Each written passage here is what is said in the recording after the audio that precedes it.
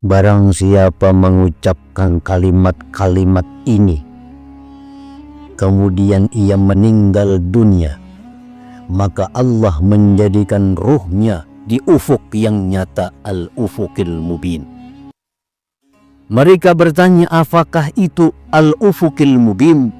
Abu Bakar radhiyallahu anhu menjawab, tanah rata lagi halus di hadapan aras Allah, yang padanya ada taman-taman Allah, sungai-sungai, dan pohon-pohon yang diliputi setiap hari oleh 100 rahmat. Maka barang siapa yang mengucapkan ucapan ini, maka Allah menjadikan ruhnya di tempat ini, yaitu. Ini amalan ini sangat bagus dibaca setiap hari. Malam lah siang lah. Ya paling kali sekali sehari. Amalan Abu Bakar Siddiq ini. Nah, itu doa Abu Bakar. Ini doa yang sangat luar biasa, yang menjadi amaliyah harian bagi para wali-wali Allah Subhanahu wa ta'ala. Ya, baik diamalkan juga, ini artinya dibaca malam atau siang. Walaupun secara kalimat-kalimat kada paham artinya, tapi secara umum macam tadi sudah isinya tuh, sudah cukup. Ini semuanya, ujar Abu Bakar, ada dalam kitab Allah Azza wa Jalla.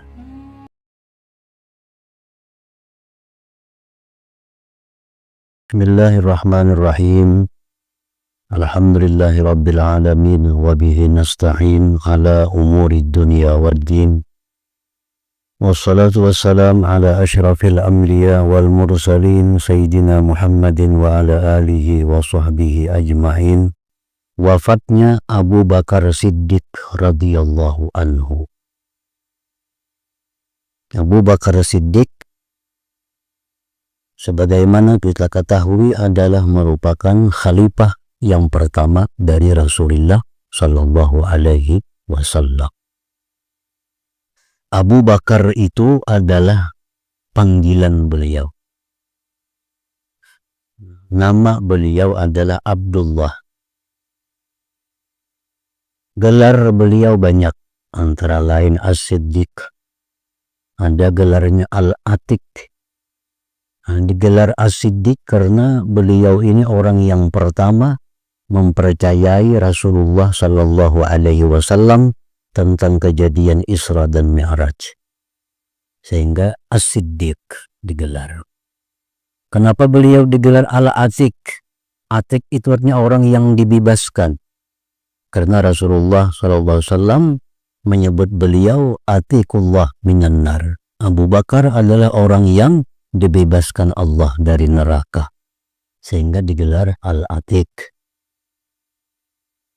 Ada gelar lagi As-Sahib Kilgar, sahabat di dalam gua. Waktu hijrah ke Madinah, Abu Bakar dan Nabi berada dalam gua di Jabal Sur. Nah, As-Sahib, banyak gelar-gelar Abu Bakar Siddiq radhiyallahu anhu. Ketika Abu Bakar radhiyallahu anhu mendekati wafat, maka Aisyah radhiyallahu anha datang.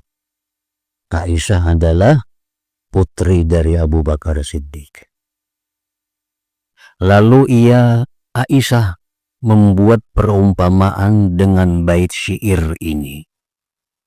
La umruka atau la amruka ma yughni sarah anil fata idza hasrajat yauman wadaka biha sadri. Artinya, demi umurmu, tidaklah kekayaan itu mengayakkan seorang pemuda ketika nyawanya akan keluar pada suatu hari dan sempitlah dada karenanya. Tidaklah bisa kekayaan itu menghalangi akan datangnya kematian. Ngerti? Kayak apapun kayaknya seseorang, kalau sudah sampai ajal, kekayaannya kada akan bisa menunda kematian. Lalu Abu Bakar radhiyallahu anhu membuka mukanya dan berkata, Tidaklah demikian, tetapi katakanlah, waja'at sakratul maut bil haqq, dzalika ma kunta minhu tahid. Surat Qaf. Artinya, dan datanglah sakratul maut dengan sebenar-benarnya. Itulah yang kamu selalu lari daripadanya. Lihatlah kepada dua pakaianku ini, maka cucilah keduanya, dan kapanilah aku pada keduanya. Sesungguhnya orang yang hidup itu lebih memerlukan pada yang baru daripada orang yang mati.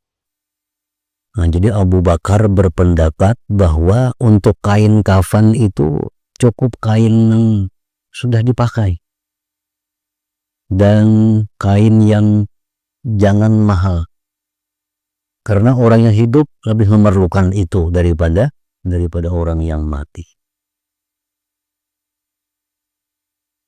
Aisyah radhiyallahu anha berkata ketika Abu Bakar radhiyallahu anhu akan wafat, Aisyah berkata, wa abyadu yustasqal ghamamu biwajhihi rabi'ul yatama ismatun lil aramili. Wa abyadu yustasqal ghamamu tulisannya, wajhihi rabi'ul yatama ismatun lil aramili. Artinya yang putih, yang diharapkan turun hujannya dengan wajahnya. Nah, itu artinya macam itu. Yang putih, yang diharapkan turun hujan dengannya. Musim bunga anak-anak yatim, artinya penyandang, penyantun anak-anak yatim, serta pemelihara bagi janda-janda. Lalu Abu Bakar radhiyallahu anhu berkata, ujar Abu Bakar, wahai Aisyah, demikian itu adalah Rasulullah Shallallahu Alaihi Wasallam. Itu Rasulullah, bukan aku. Orang yang putih, yang diharapkan turun hujan dengan wajahnya, penyantun anak-anak yatim, pembela, pemelihara orang-orang janda, itu Rasulullah, bukan aku, ujar Abu Bakar. Ini syair diucapkan oleh Abu Talib radhiyallahu anhu. Abu Talib, abahnya Imam Ali radhiyallahu anhu wa karrama wajhah. Waktu di zaman jahiliyah terjadi kemarau panjang di Makkah. Kemarau beberapa tahun kada ada hujan. Lalu orang-orang Quraisy sepakat untuk minta hujan kepada Allah. Orang Quraisy itu Tuhannya Allah. Berhala itu dikatakannya sebagai perantara kepada Allah. Nah, itu yang salahnya orang-orang jahiliyah itu. Tuhan Allah, berhala dijadikan perantara yang mendekatkan diri kami kepada Allah, ujarnya. Kalau Tuhannya Allah, orang Quraisy itu, orang-orang jahiliyah. Nah, begitu musim kemarau panjang, lalu mereka sepakat untuk minta hujan kepada Allah, berkumpul di sekitar Ka'bah itu. Nah, Abu Talib ini membawa seorang anak yang masih halus, yaitu Nabi kita Sallallahu Alaihi Wasallam. Nabi Talib menuntun lawan Nabi kita masih halus. Lalu Abu Talib di situ berkata sebuah syair. Syairnya ya ini. Abu Talib berkata, wa abyadu yustasqal ghamamu biwajhihi rabi'ul yatama ismatun lil aramili. Ujar Abu Talib, ini orang yang putih yang diharapkan turun hujan dengannya. Ini orang akan menjadi pelindung anak-anak yatim dan pemelihara janda-janda. Nah, setelah Abu Talib mengucapkan itu, lalu mendung hari dan hujan. Nah, jadi ini syair adalah merupakan tawassul Abu Talib kepada Allah Subhanahu wa Ta'ala. Jadi Abu Talib tuh Nabi kita masih halus sudah percaya bahwa ini orang adalah orang yang punya kedudukan tinggi di sisi Allah Subhanahu wa Ta'ala. Jadi waktu Aisyah mengutarakan syair ini di hadapan Abu Bakar, ujar Abu Bakar, itu syair bukan untuk aku, itu syair untuk Rasulullah Sallallahu Alaihi Wasallam. Dan mereka masuk kepada Abu Bakar radhiyallahu an, lalu mereka bertanya, apakah kami panggilkan seorang tabib yang melihat kepadamu? Demikian, wahai Abu Bakar, wahai Khalifah, engkau sakit, perlukah kami panggilkan tabib untuk memeriksa kesehatan engkau? Abu Bakar radhiyallahu anhu menjawab, tabibku telah melihat keadaanku. Dia berfirman, sesungguhnya aku berbuat menurut apa yang aku kehendaki. Ujar Abu Bakar, kada perlu memanggil tabib. Tabibku sudah ada dan tabibku sudah berkata, aku berbuat menurut apa yang aku kehendaki. Salman Al-Farisi radhiyallahu anhu masuk kepada Abu Bakar radhiyallahu anhu untuk menjenguknya. Lalu ia berkata, wahai Abu Bakar, berilah kami wasiat. Maka Abu Bakar radhiyallahu anhu berkata, sesungguhnya Allah Ta'ala membuka dunia atas kamu. Di zaman Rasulullah masih di tengah-tengah sahabat, itu ekonomi orang Islam, kaum muslimin itu di bawah, susah. Nah, setelah Rasulullah ini wafat, Khalifah Abu Bakar, Umar, itu kaum muslimin semakin kaya karena banyaknya mendapat harta-harta rampasan perang. Abu Bakar mengirim pasukan perang ke kampung Anub, menang, hartanya milik umat Islam. Abu Bakar mengirim pasukan perang untuk mengajak mereka masuk Islam, mereka kada mau, diperangi, menang, hartanya untuk kaum muslimin. Nah, akhirnya kaum muslimin mulai zaman Abu Bakar sudah mampu, sudah kaya. Abu Bakar berkata, sesungguhnya Allah telah membuka dunia atas kamu. Maka janganlah kamu ambil daripadanya selain yang mencukupimu. Ketahuilah wahai Salman, bahwasanya orang yang mengerjakan salat subuh, maka ia dalam tanggungannya. Maka janganlah kamu melanggar Allah pada tanggungannya. Niscaya dia akan menelungkupkanmu di neraka.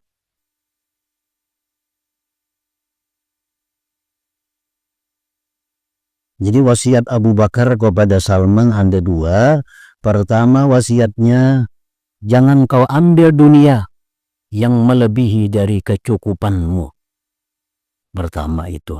Yang kedua, jangan ganggu, jangan sakiti orang yang sembahyang subuh. Karena orang yang sembahyang subuh itu adalah orang yang ditanggung, dijamin oleh Allah. Jangan hendak merusak jaminan Allah, maka engkau akan dimasukkan Allah ke dalam neraka. Berkaitan dengan ini hadis Nabi asalnya demikian. Abu Bakar ini hanya mengambil hadis Nabi bahwa orang yang sembahyang subuh itu orang yang dijamin oleh Allah. Dijamin. Kalau kita menyakiti orang itu, kita akan mendapatkan azab yang lebih daripada orang yang meninggalkan sembahyang zuhur. Jadi di zaman dahulu, perampok-perampok, raja-raja yang zalim, kalau hendak menzalim seseorang, diperiksa dulu sembahyang subuh ada orang tuh. Bila sembahyang subuh, perampok kedua ini. Perampok aja takutan dulu sebelum sembahyang subuh, mengambil hartanya, menyakiti tubuhnya. Raja-raja yang zalim dahulu pun demikian, kalau hendak menzalim seseorang, tahu bahwa orang itu sembahyang subuh, lah doanya aja.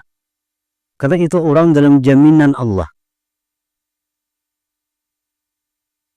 Bahwasanya orang yang mengerjakan salat subuh, maka ia dalam tanggungan Allah.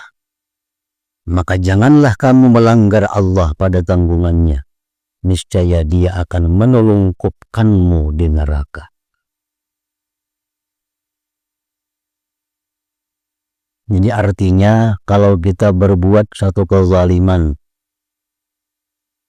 kepada orang yang sembahyang subuh dibanding orang yang tidak sembahyang subuh, dosanya lebih besar kita berbuat zalim kepada orang yang sembahyang subuh. Kita menipu orang, zalim orang.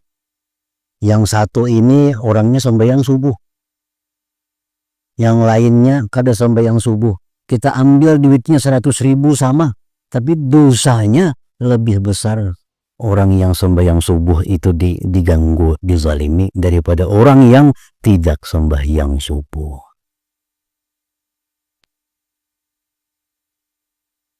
Ketika telah berat sakitnya Abu Bakar radhiyallahu anhu dan manusia menghendaki daripadanya agar menentukan ganti, ujar para sahabat, wahai Abu Bakar, kalau engkau wafat, siapa yang menggantikan engkau sebagai khalifah? Nah, tentukan siapa. Maka ia menentukan ganti kepada Umar radhiyallahu anhu. Ujar Abu Bakar, kalau aku wafat, menggantikanku ini adalah Umar bin Khattab. Lalu manusia berkata kepadanya, Abu Bakar, engkau menetapkan ganti atas kami orang yang kasar lagi keras kepala. Maka apa yang akan engkau katakan kepada Tuhanmu di akhirat nanti? Kalau engkau mengangkat Abu Bakar sebagai pengganti, Umar sebagai pengganti, Umar itu orang yang keras. Bagaimana kami punya khalifah orang yang keras? Bagaimana engkau di hadapan Allah mempertanggungjawabkan mengangkat Umar sebagai pengganti? Abu Bakar radhiyallahu anhu menjawab, saya berkata, kalau ditanya oleh Allah kenapa engkau mengangkat Umar, saya telah menetapkan ganti atas para makhlukmu sebaik-baik makhlukmu.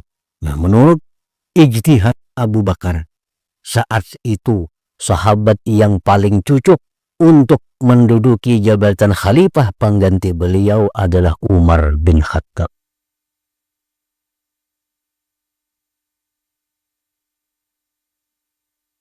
Kemudian ia mengutus seseorang kepada Umar radhiyallahu anhu.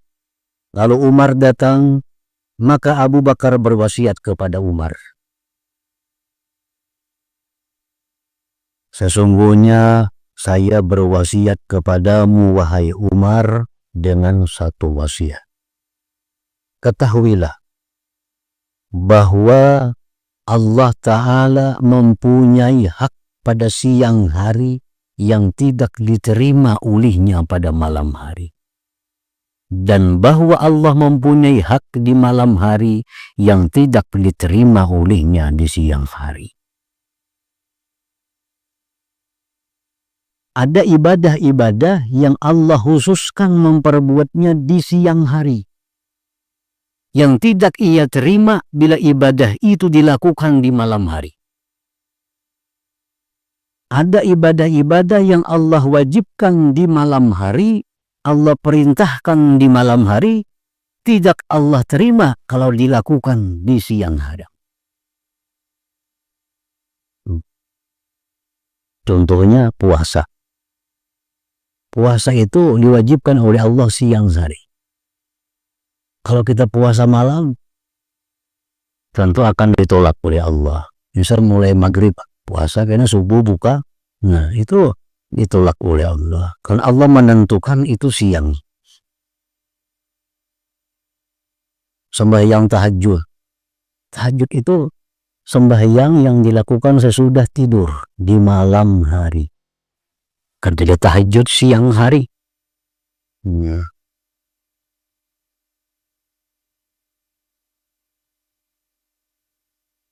Dan bahwasanya Dia Allah tidak menerima perbuatan sunat sehingga amalan fardu ditunaikan. Allah tidak menerima amaliyah sunat kalau masih banyak hutang yang fardu.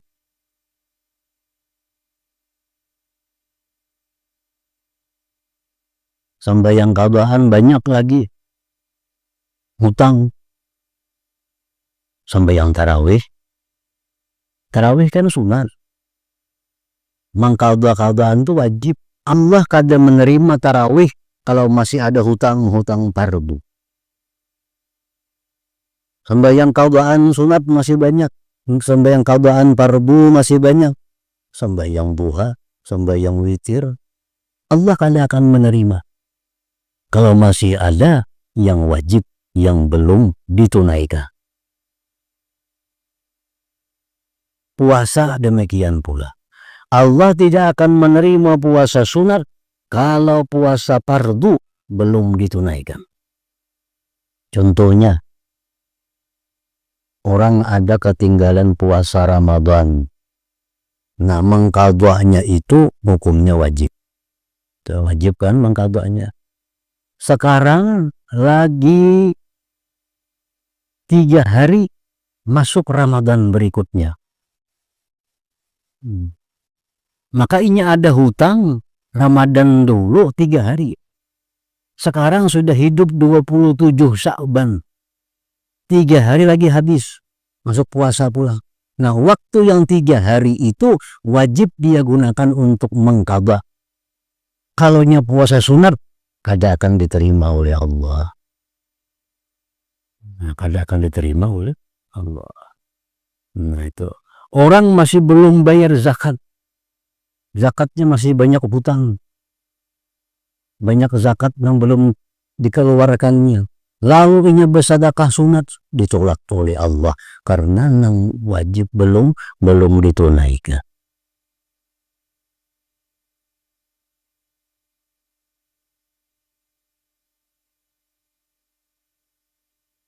Jadi kada sawa dulu hendak nang sembahyang tahajud, nang banyak keadaan itu. Kalau kau hendak sembahyang hajat, kalau kau ditolak oleh Allah. Kalau kau hendak umpat sembahyang witir, kalau kau ditolak oleh Allah. Kalau masih ada keadaan yang belum ditunaikan.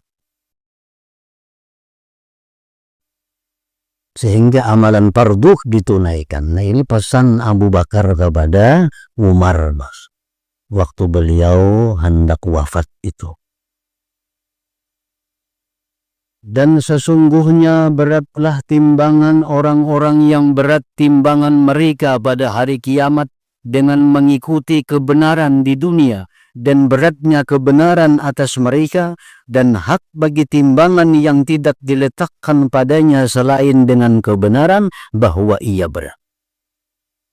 Timbangan anan di akhirat itu akan berat apabila kita dalam dunia menjauhi perkara-perkara yang batil, perkara-perkara yang salah.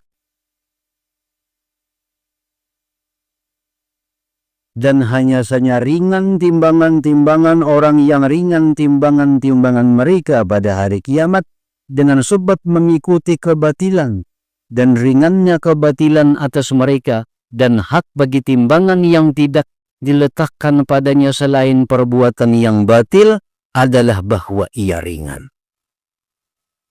Orang yang banyak berbuat dosa, tentu timbangan yang baik akan menjadi ringan. Dan sesungguhnya Allah Ta'ala, wahai Umar, menyebut penghuni surga dengan sebaik-baik amal mereka dan memaafkan kejelikan-kejelikan mereka. Maka berkatalah orang yang berkata, aku di bawah mereka dan aku tidak sampai ke tempat sampainya mereka. Sesungguhnya Allah Ta'ala menyebut penghuni neraka dengan sejelik-jelik amal perbuatan mereka dan menolak atas mereka amal yang baik yang mereka lakukan. Maka berkatalah orang yang berkata, aku lebih utama daripada mereka. Dan sesungguhnya Allah menyebutkan ayat rahmat dan ayat azab agar orang mukmin itu senang dan takut. Dan ia tidak melimparkan kedua tangannya, maksudnya tubuhnya, kepada kebinasaan. Dan tidak menginginkan kepada Allah selain kebenaran. Maka kalau kamu, wahai Umar, memelihara wasiatku ini, maka tidak ada perkara yang gaib yang lebih kamu sukai daripada kematian. Kalau engkau pegang wasiatku ini, artinya engkau berjalan di jalan yang benar, maka perkara gaib yang paling kamu sukai adalah kematian.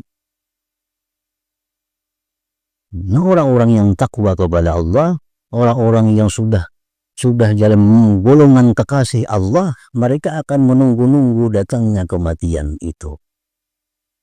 Dan tidak boleh tidak bagimu daripadanya kematian. Dan kalau kamu menyia-nyiakan wasiatku ini, engkau di jalan yang salah, engkau melanggar hukum Allah, maka tidak ada perkara yang gaib yang lebih kamu benci daripada kematian.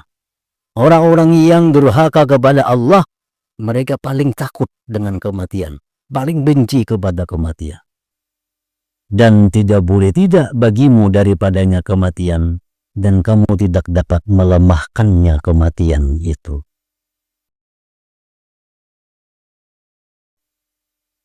Nah, itu nasihat Abu Bakar, wasiat Abu Bakar kepada Umar, begitu beliau menunjuk Umar sebagai pengganti Abu Bakar. Sa'id ibn al-Musayyib berkata, ketika Abu Bakar radhiyallahu anhu hampir meninggal dunia, maka beliau didatangi oleh orang banyak dari sahabat. Lalu mereka berkata, wahai Khalifah Rasulullah sallallahu alaihi wasallam, bekalilah kami. Bekalilah kami, sangwi kami artinya. Karena sesungguhnya kami melihat engkau bagi sesuatu yang ada pada engkau. Maka Abu Bakar radhiyallahu anhu berkata, barang siapa mengucapkan kalimat-kalimat ini, kemudian ia meninggal dunia, maka Allah menjadikan ruhnya di ufuk yang nyata, al-ufukil mubin. Mereka bertanya, apakah itu al-ufukil mubin? Abu Bakar radhiyallahu anhu menjawab, tanah rata lagi halus di hadapan aras Allah, yang padanya ada taman-taman Allah, sungai-sungai, dan pohon-pohon yang diliputi setiap hari oleh 100 rahmat. Maka barang siapa yang mengucapkan ucapan ini, maka Allah menjadikan ruhnya di tempat ini, yaitu. Ini amalan ini sangat bagus dibaca setiap hari. Malam lah siang enggak. Ya paling kali sekali sehari.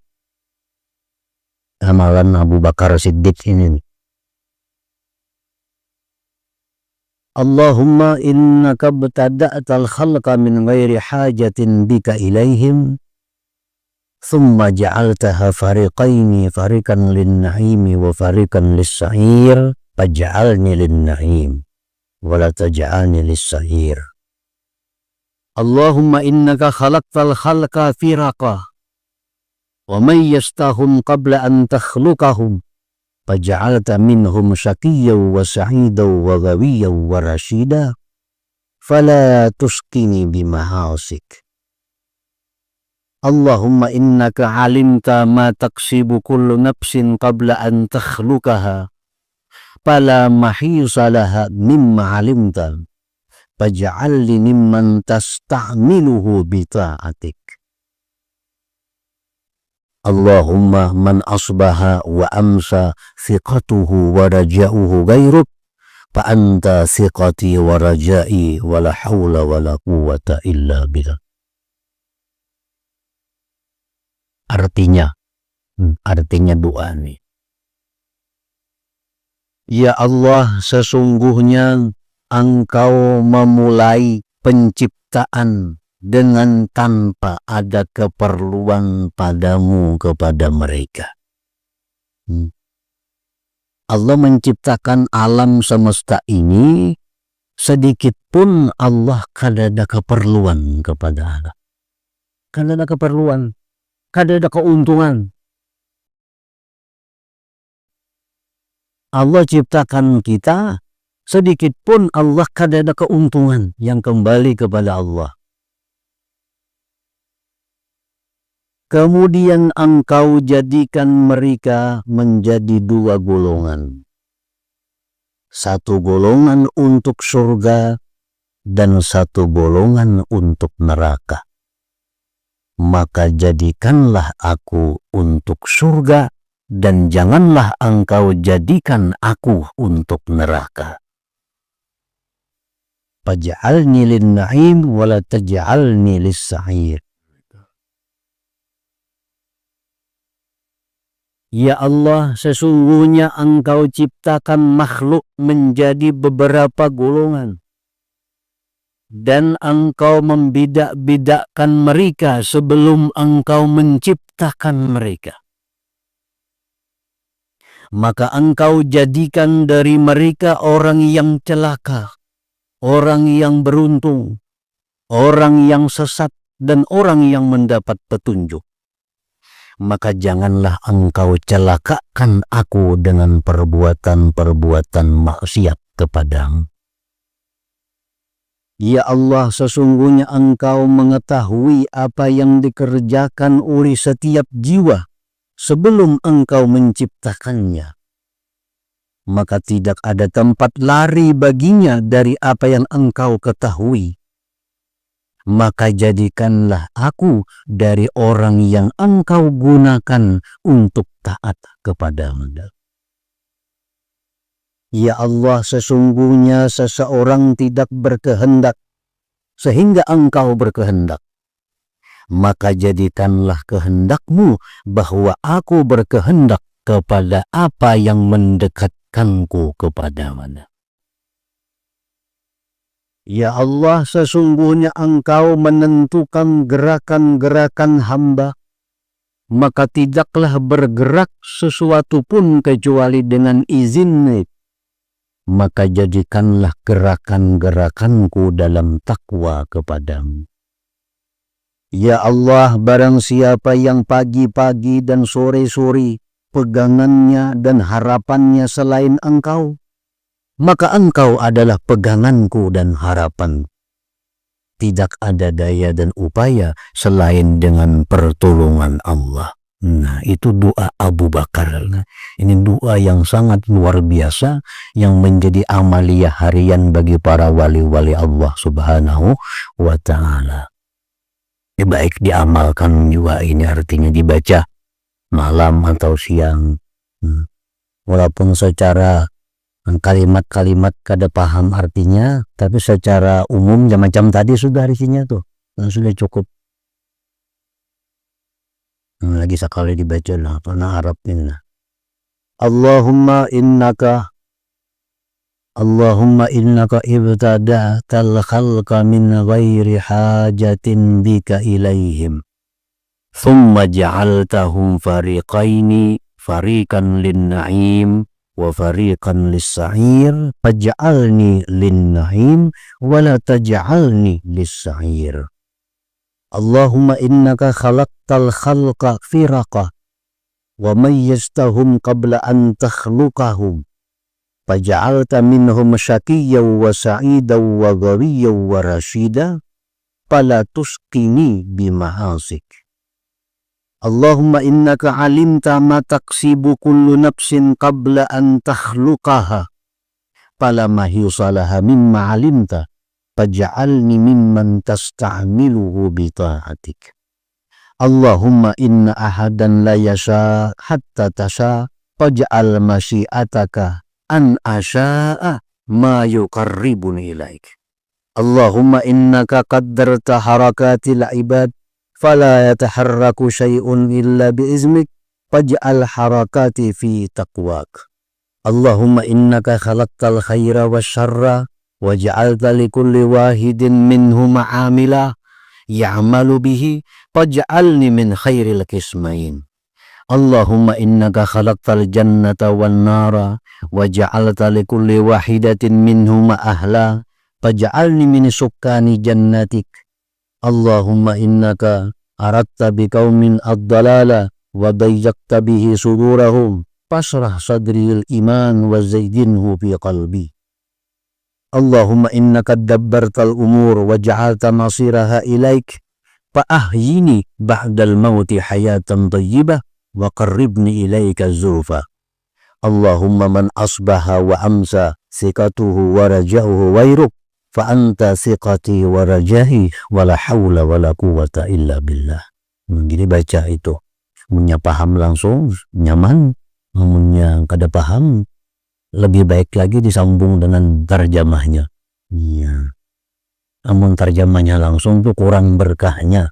Padahal aslinya dari Abu Bakar ya doa Arabnya ini. Jadi tarjamahnya aja misalnya nah itu kurang berkahnya. Baca dulu nang aslinya, nang bahasa asalnya. Namun diperjelas nah hanya terjemahnya bahasa kita nah itu lebih baik lagi. Ini semuanya ujar Abu Bakar ada dalam kitab Allah Azza wa Jalla. Jadi di dalam riwayatnya Abu Bakar ini wafat pada malam Selasa antara Maghrib Isya tanggal 22 Jumadil Akhir. 22 Jumadil Akhir tahun 13 Hijriah. Ini macam-macam riwayatnya salah satunya ini. Atau 23 Agustus. 23 Agustus tahun 634 Masehi. Umur beliau 63 tahun. 63 tahun. Sidin menjadi khalifah selama 2 tahun lah. Selama 2 tahun 3 bulan 10 hari menjabat sebagai khalifah. Kemudian wafat, dan wafat beliau ini sebabnya diracun oleh orang Yahudi. Diberi makan racun sehingga sakit dan akhirnya wafat.